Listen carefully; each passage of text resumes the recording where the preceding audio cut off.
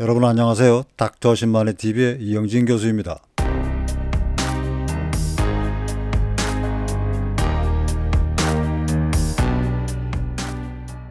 닥터 신만의 TV 강좌의 특징은 각종 질병과 건강 이상을 개선시키는 효과가 임상 연구로 증명된 가장 신뢰할 만한 약초의 활용법 지식을 알려드리는 것입니다.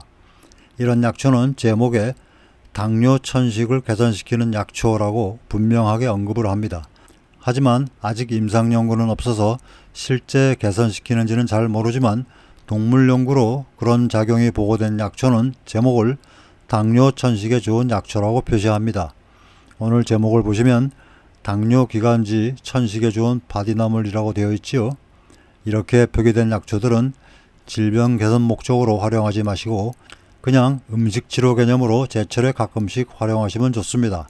자, 이제 바디나물과 흰 바디나물 시작해 볼까요? 사냥과 당귀 속에 속하는 대표적인 바디나물은 바디나물, 흰 바디나물, 처녀바디, 잣잎바디 등이 있습니다. 이 중에서 오늘은 당뇨와 기관지에 좋다고 알려진 바디나물과 우리나라 특산종인 흰 바디나물을 공부하는 시간입니다. 바디나물은 뿌리의 약명이 전호입니다. 봄에 생으로 먹으면 너무 맛있는 전호나물과 같은 이름이지만 다른 식물입니다. 어른 키 정도까지 자라고 전국 산의 계곡과 반그늘에 습이 많은 곳에 가면 꽤 흔하게 볼 수 있습니다.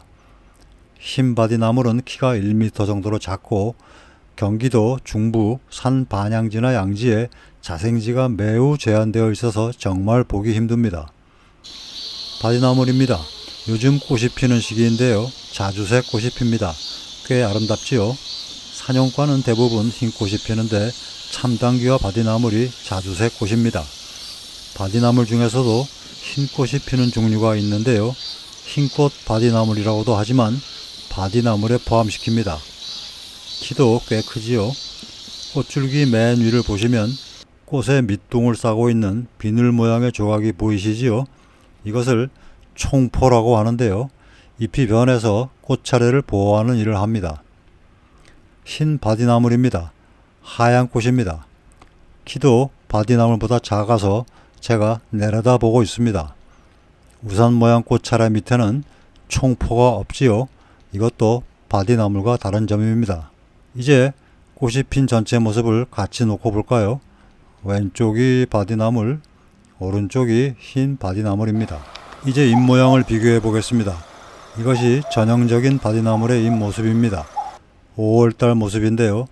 전체적으로는 삼출잎 형태이고 각 소엽들이 다시 세 갈래로 갈라지면서 성장합니다. 정소엽의 잎 자루에는 날개가 있습니다. 소엽은 바디나물 중에서는 가장 크고 튼실해 보입니다. 소엽이 갈라지는 분지점이 자주색이고 잎맥을 따라서도 자주색이 있는 것이 특징입니다. 물론 자라는 환경에 따라서는 자주색이 없을 때도 있습니다. 그 옆에 다른 녀석도 볼까요? 이 녀석은 자주색이 좀 흐리게 보이지요. 하지만 잎 형태는 바디나물입니다. 그리고 잎 가장자리에는 약간 불규칙하고 날카로운 모양의 톱니가 있습니다. 이때가 나물로 하기 좋을 때입니다. 혹시 바디나물 먹어보셨는지요? 안 먹어보셨다면 내년 봄에는 꼭 한번 드셔보시기 바랍니다. 부드러워서 생쌈으로도 좋고 쌉싸름한 맛이지만 방향성 향기와 단맛이 섞여 있어서 아주 맛있는 나물입니다. 데쳐서 드셔도 맛있습니다. 여름잎 모습을 보겠습니다. 저 앞에 바디나물이 보이니까 가까이 가보겠습니다. 잎들이 계속 자라면서 녹색은 더 짙어지고 깃골 형태가 된 것 외에는 다른 특징들은 똑같습니다. 흰 바디나물입니다. 세 쌍 정도의 깃골 형태입니다. 바디나물과 비슷한 느낌이지만 잎 크기는 바디나물보다 훨씬 폭이 좁은 피침형입니다. 잎자루 날개가 있지만 분지점이나 잎맥에 자주색은 없습니다. 물론 약간 자주색이 보일 때도 있습니다. 다른 것도 보겠습니다. 줄기 위쪽 잎인데요. 피침형의 잎이 깃골 형태이지요. 자주색 무늬도 없습니다.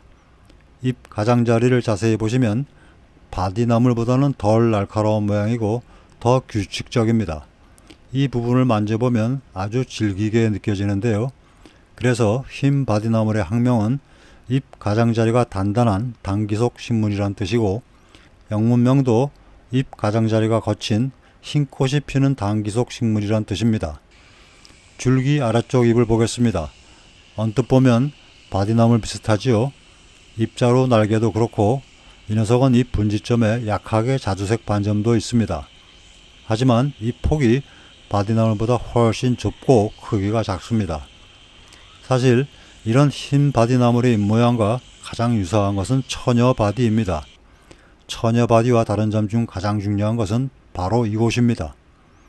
기콜로 갈라지는 세 쌍 잎 중에서 제일 처음 나오는 잎이 원줄기의 잎집에 바짝 붙어서 달립니다. 이것이 처녀바디에는 없는 특징입니다. 흰 바디나물도 식용약초이지만 아직 연구도 거의 없고 개체수도 적어서 약초나 나물로 활용을 권장하기는 어렵습니다. 이제 같이 놓고 비교해 보겠습니다. 확실히 다르지요? 헷갈리는 것은 대질 질문이 최고입니다. 뿌리 모양도 다르지만 흰 바디나물은 보호식물이라서 캘 수가 없어서 못 보여드릴 것 같습니다. 끝으로 어디에 좋은 약초인지 말씀드리겠습니다. 둘 다 뿌리를 약용하는데요. 흰 바디나물 뿌리에는 바디나물 뿌리와는 다르게 슈라노쿠마린 성분이 많습니다. 그리고 연구가 거의 없어서 아직 약용은 안됩니다. 바디나물 뿌리에는 쿠마린도 있지만 데크로시논이라는 성분이 들어있습니다. 연구도 꽤 되어 있습니다. 바디나물 뿌리는 전통의학에서는 기침천식 기관지염, 소화장애 간 해독, 혈액순환 생리불순 등에 사용합니다. 현대의학에서는 소수 임상 연구에서 만성염증, 기관지 및 천식 개선 보고가 있고요.